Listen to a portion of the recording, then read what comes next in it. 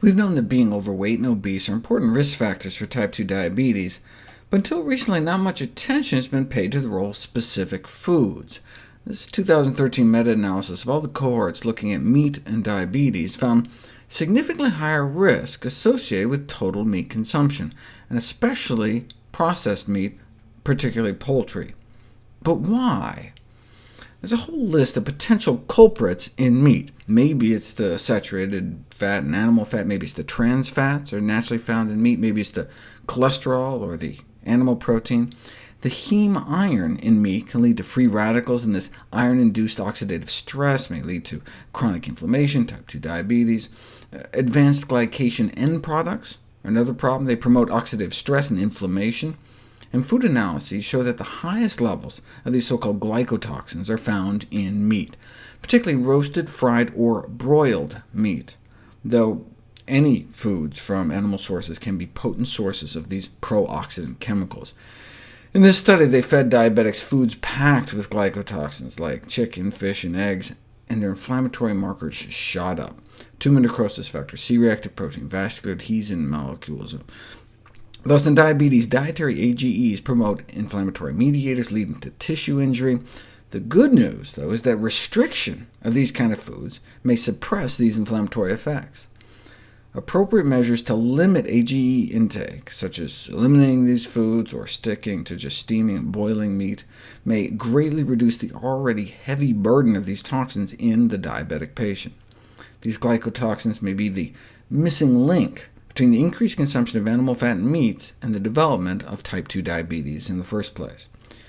Since the 2013 meta-analysis was published, this study came out in which about 17,000 people were followed for about a dozen years.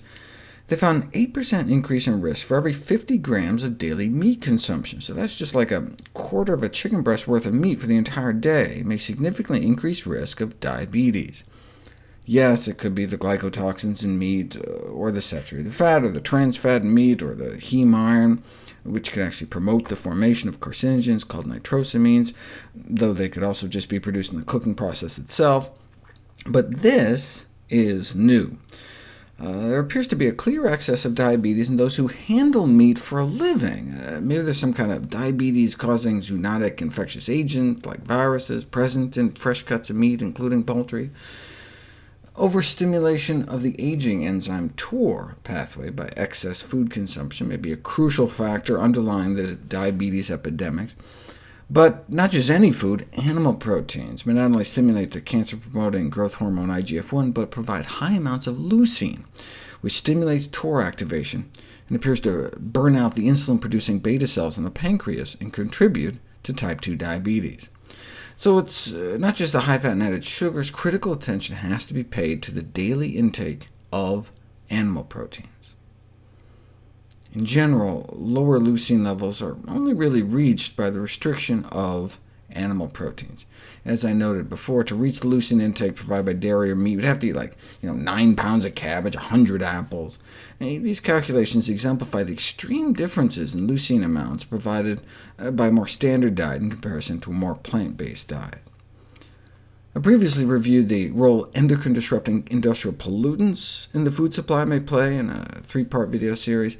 Clearly, the standard American diet and lifestyle contributes to the epidemic of diabetes and obesity, but these industrial pollutants can no longer be ignored. We now have experimental evidence that exposure to industrial toxins alone induces weight gain and insulin resistance, and therefore it may be an underappreciated cause of obesity and diabetes. Consider what's happening to our infants. Obesity in a 6-month-old is not related to diet or lack of exercise.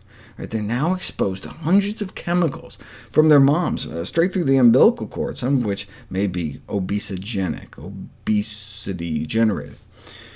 Given the millions of pounds of chemicals and heavy metals released every year into the environment, it should make us all stop and think about how we live and the choices we make every day in the food we eat.